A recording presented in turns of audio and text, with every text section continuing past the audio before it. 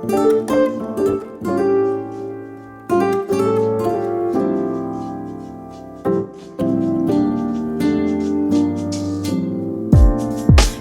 casually keep diving into concrete, so bittersweet,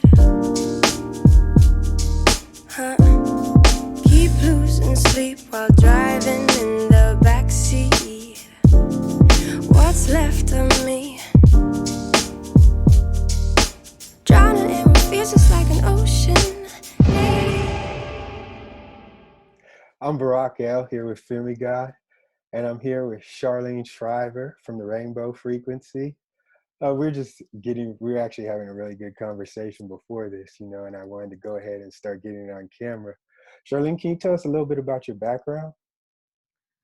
Well, I have been a hairstylist for the last 20 years, which at first I even discredited as part of my training, but really that's where I started communicating with people the messages that come through to support them in their lives. So I started off a hairstylist. I opened a business last January with the intention of being a hairstylist as well as expanding myself and doing Reiki and card readings or divination for people. And then since this year, I've gone more virtual from home because I have a son to take care of as well. So here I am online providing services for people. I can definitely understand that. We were talking a little bit about the transition. How do you feel that transition, how you feel is the most effective, what do you feel is the most effective thing you've been able to do to make that transition, as far as going from more traditionally offline things or something where you'd have physical contact to somebody, to virtual meetings, virtual interviews? What has helped you make that transition? uh, well, my husband, for one, and my son, because I'm not very technologically savvy. So my 12-year-old, he's really helpful with IT. And then my husband is a communications and arts major, so he's helped me build my website. But you just have to throw yourself in and be willing to make mistakes. um, because and it luckily, given this year, everyone was kind of thrown into the same camp of having to figure out Zoom and all of these technologies. I mean, having been a hairstylist, I feel like I've really had to work on, for the first time, writing a resume. I've never done that as a hairstylist because I had my clientele as my resume. So I've learned a lot. That doesn't really answer your question, does it? No, I mean, like I said, they're good points. These are the real talking points about what's going on. Like I said, the whole goal is to give different women a perspective on maybe where they're at in their life, how they can make that transition.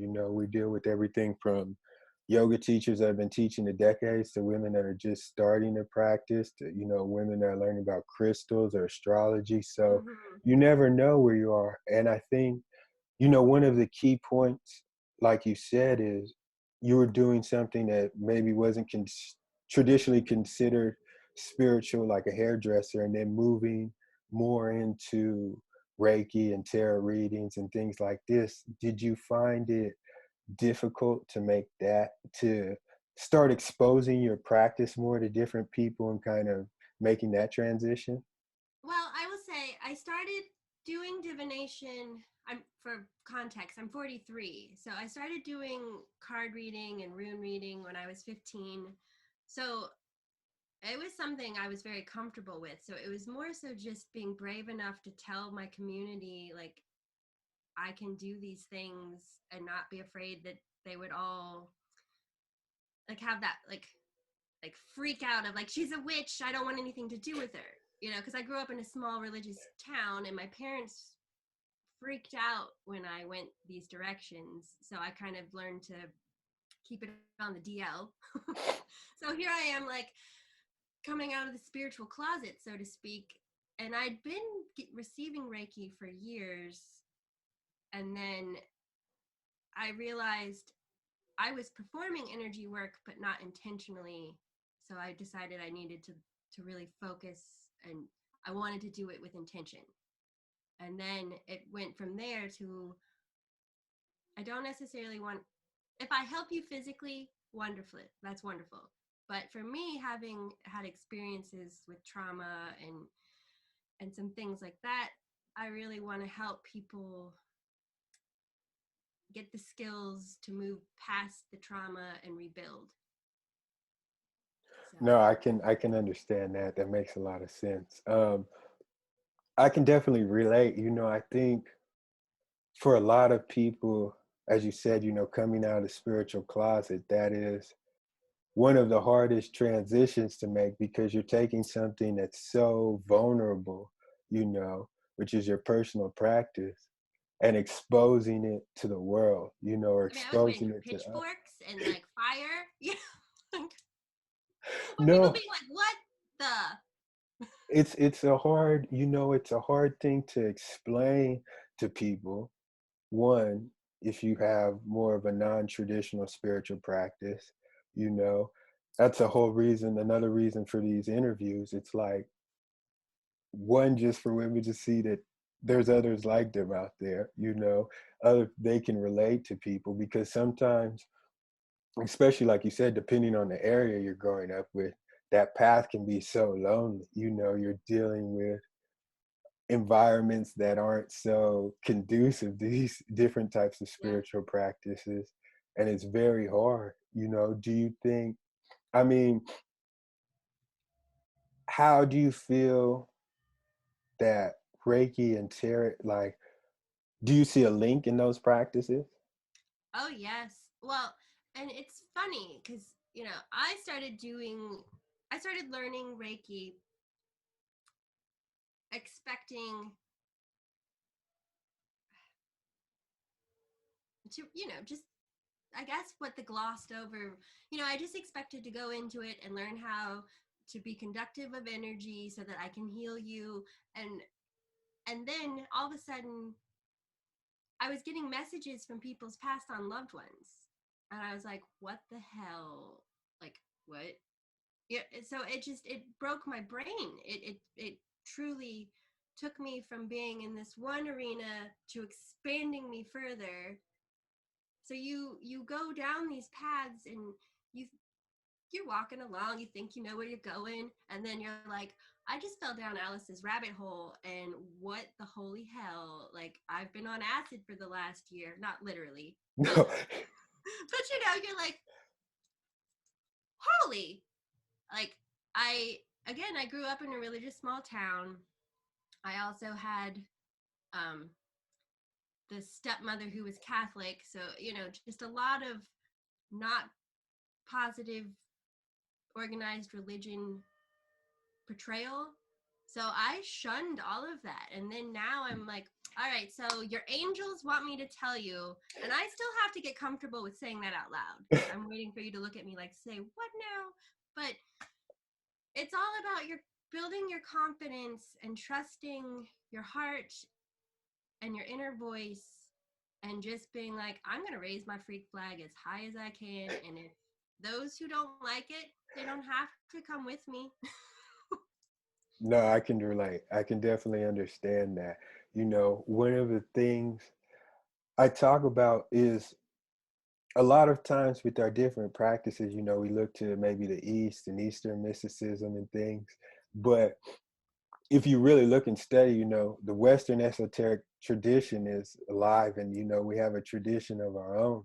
And, the basis of that tradition is tarot, Kabbalah, and astrology. And what do you feel, how do you feel, you know, either, I tell people all the time, either three of those subjects can be an entire lifetime of study, you know? So with that and practicing tarot, how do you, what are maybe the easiest steps to get into tarot, and, where do you start? How do you just bite off small enough pieces to where you can actually feel like you're gaining momentum in this study? Well, I started off by really, well, one, I would find the deck that you really bond or connect with. And then, I mean, for me, a lot of, like, I didn't pursue tarot as much because I didn't really like what the book was saying that the card meant. And so I put them aside, and then I went with runes, and I really liked those.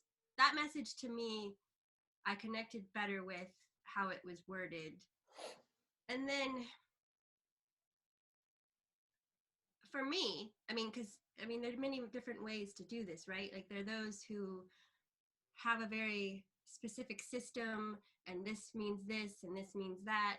Whereas I'm connecting specifically, I mean, not that they're not, but for me, I connect with you, and I can look at the same cards, or I have a bone casting bag, and they're all objects that I've selected. But just because I know the objects, when I come out for you, the message could be totally different than what it would mean for someone else. So for me, I had to stop. You start by learning the rules, right? Like with anything, whether Exactly. it's hair, yoga, you learn the positions, you get comfortable with the general meaning. But then you have to then, like an artist, learn your own way. So have the confidence once you have learned to then settle into your own skin and find the way that the message comes through for you. No, I agree 100%. I think that's key to any form of divination.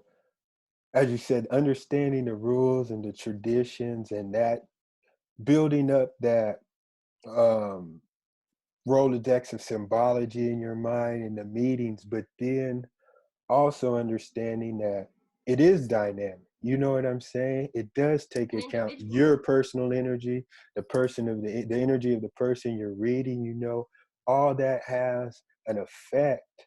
And the tradition and the rules and the organization of the system is just to build that foundation for you. You know what I'm saying? Mm-hmm. Eventually it's you take it to where you want to go. You take it and customize it to where you can get the most detailed and accurate reading for yourself. Is there do you I mean what is as far as do you prefer doing Reiki to tarot, or is it different enough to where you just enjoy the mix?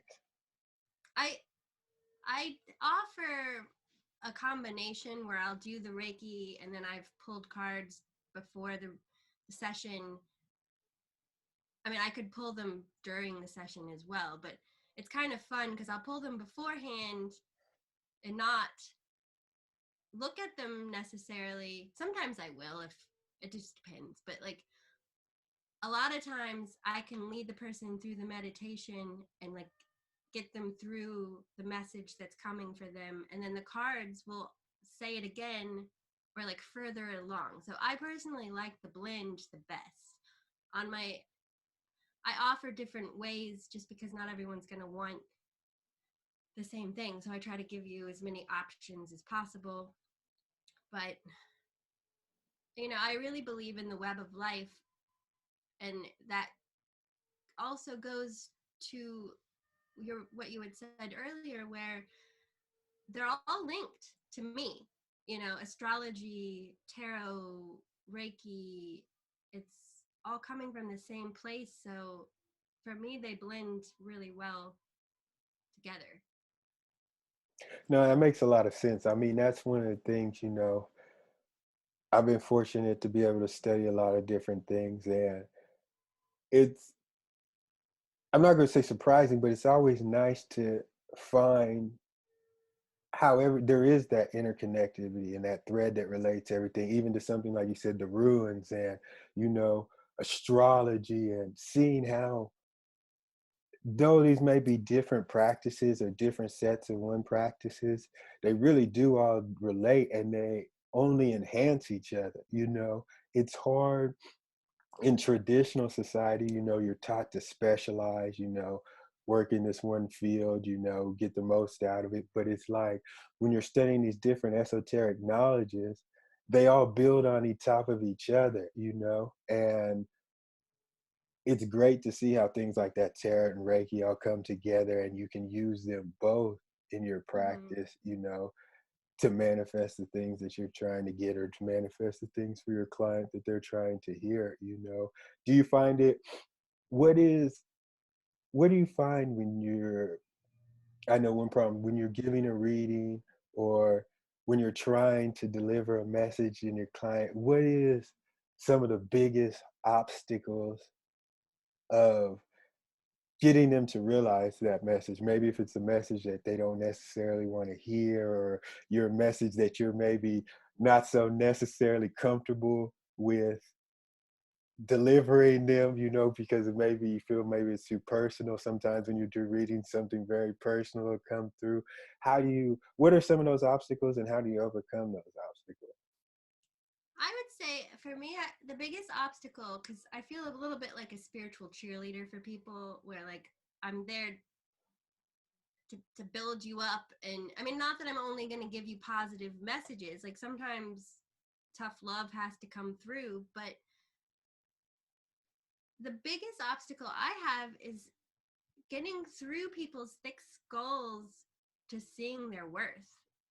You know, like people are so hard headed when it comes to valuing themselves, you know? So sometimes you have to really like, I mean, that's the beauty of it coming through in so many different ways, is that it builds and gets louder, you know? So you have to sometimes beat them over the head with it. You know, through the No, I guided agree. meditation in a loving way. But you know, you let them feel the love of their spiritual team. Then the cards come through and build it up, and then I show them like how they all build upon each other, and it's just like sometimes they come back again, and it's that like building and building and building you to where you can stand in front of that mirror. Like I for me, the never ending story, it always comes back to this, where you can stand in front of that mirror and see, or I'm actually combining Harry Potter and the never ending story, but the Harry Potter mirror or the two sphinxes in the never ending story, sometimes the circuits get crossed. Anyway, and if you can't look in the mirror and see who you are and value it, you're gonna get zapped by the sphinxes, or you're not gonna be happy. And the number one thing to me is to break through that.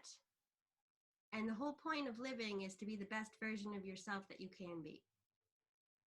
So sometimes I have to just kind of like lovingly crack through the skull and then put that little seed in to like grow it. No, I agree. I mean, that can be, that's one thing I've struggled with personally, you know, understanding.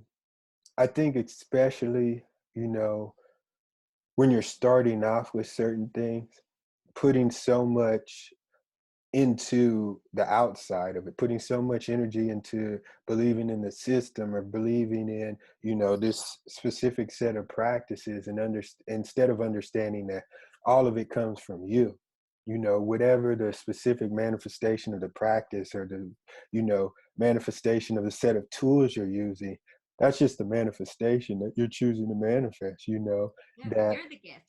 exactly. And true adepthood or you know true mastery comes from a complete customization of creating your own system, you know. If you look at people like Bruce Lee and what he did with Jeet Kune Do, is just, you know, taking what works and taking what doesn't for you and creating your own system that you can be prosperous with, you know, you can manifest all the things you want, you can use effectively on a daily basis. Even, you know, that's one thing I struggle with for a long time is how do you make this applicable in your daily life? You know, how do you do the tarot reading to solve your daily problems? How do you do the Reiki session to really heal you when you're, starting to physically get ailments, And so is that something you've also struggled with, is like making this practical, making your spiritual practice something that every day works for you? Oh, yes. I mean, again, I have a 12-year-old son. I'm married.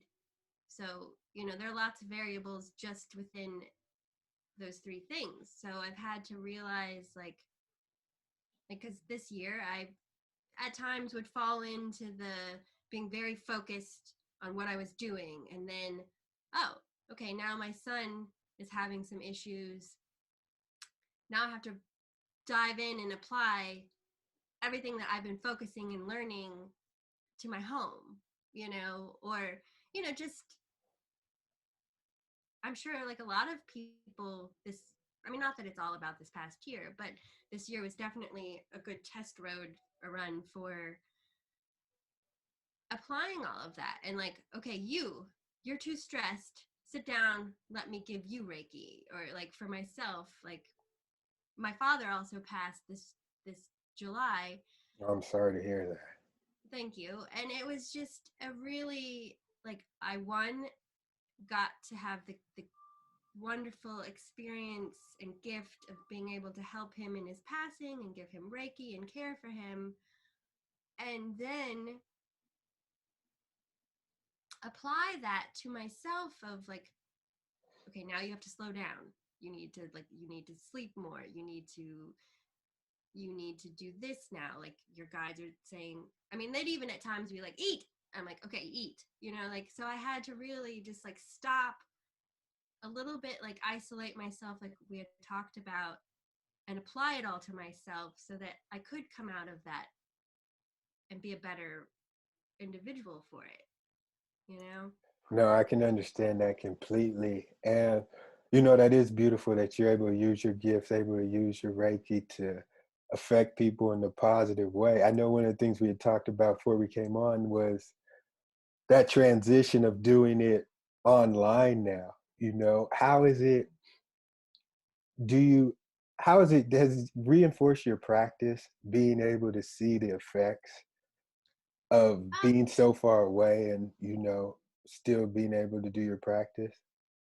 it it definitely, well, it blew my mind because I mean, even when like in the beginning, I was just like really, for whatever reason, I didn't want to put people on a massage table. I wanted a chair. And then at first I was like, well, what kind of chair? Like it needed to be open so that the energy could flow. And my friend looked at me and she's like, but you can use whatever chair you want. Like the energy's going to go through the chair. So then we fast forward to like, whoa, I can send it to you from my home to your home. That just broke my brain. But Reiki's a lot like a massage. So afterwards, people are they feel really good and euphoric, but you're tired. You want to like drink your water and just maybe take a nap, or like some people will take a bath. So to me, it's better doing it this way because you're in your own space. You can relax and then you don't have to drive, you know? You're like in your pajamas. So I don't know that I mean, I would like to here and there do Reiki again in person, but I would almost tell people it's better to be able to be in your own environment. Like when people could go and get massaged when they come to your home, Yes. that's the best massage ever. No, I agree. Like I said, I've been doing over the last 2 or 3 months, I've been doing several Reiki sessions, and it really changes things, having that balance. One of the also things I've been trying to do over the last months is take care of myself energetically. I think it is something that's so neglected. I was listening to somebody and they were talking about how you should do a chakra cleanse, twice a day. And you think like, how far away from you are that usually? You know what I'm saying? With everything that Yeah. goes off. And it's like, what practices do you find useful that you can actually implement, on a daily basis to do that energetic cleansing? My teacher had told me once in the beginning of all of me learning this, but because I was just like twice a day, like mornings, I'm really good. I can get up, I can do my meditation, do my healing, but at the end of the day, I'm like, I'm done. But she said the corpse pose, which sounds gross, but I already, when I go to sleep, my husband always laughs because he's like, you're so goth, like I sleep. I'll start off like this, but it was my way of like settling in and feeling very comfortable. And then you feel like secure. And then I don't stay that way all night, but, and then my teacher had told me that this is another way where by doing this, it helps all of your chakras. So even if at night you go to, here's my one thing that you wanted. At night, when you go to bed, go like this, like it's activating and soothing all of your chakras, balancing them. And then also, second part, disconnect from any connections you've made in the day that aren't in your highest good. And then go to sleep. That's very helpful. That Easy. I think, and that's the thing, there's so many different little practices like that you can implement. I find if you could just, like I was telling you before, if somebody watching this can just implement one or two things, that can have a positive effects, little simple things like that can be so beneficial for you mentally and energetically, and I know I'm not that's a saying great. that's all you have to do in life, but No, but adding it to your normal, care routine, whether it be, exercise, eating healthy, that little bit of energetic protection or that little bit of energetic purification on well, top of when you get everything. uncomfortable, you naturally do that, and it's your way of securing yourself. No, that's very true. That's very true. That's a good practice. I'm gonna have to start implementing that myself. That's a very good practice. Is there anything else that you wanted to let the community know, or just any other words of advice or wisdom that you have? I definitely would suggest meditating if you can daily, and it doesn't have to be long. Like a lot of people will tell you it has to be a specific like 20 minutes a day, or like even if you can do it for 5 minutes, or if you're really a hyperactive human, which I can be a little volatile myself, like do 1 minute a day and then do 2 minutes a day. You know what I mean? Like just go in and listen. I mean, No, that's that's my key. best piece of advice. That's key. No, I think you hit the nail on the head.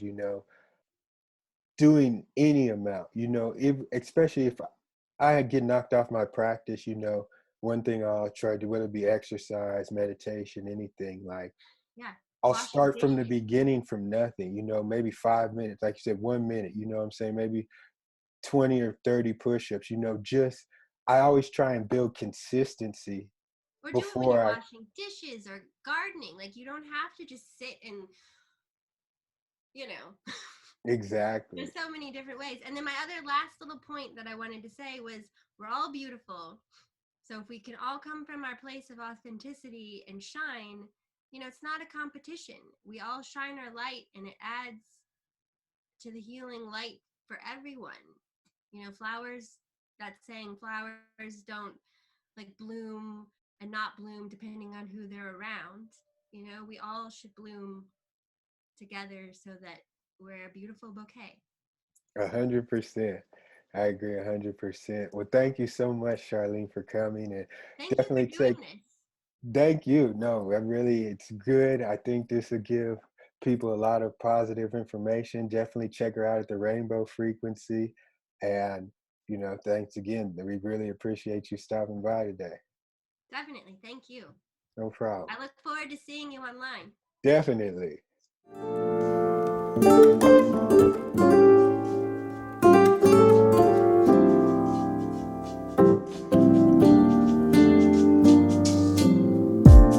So casually keep diving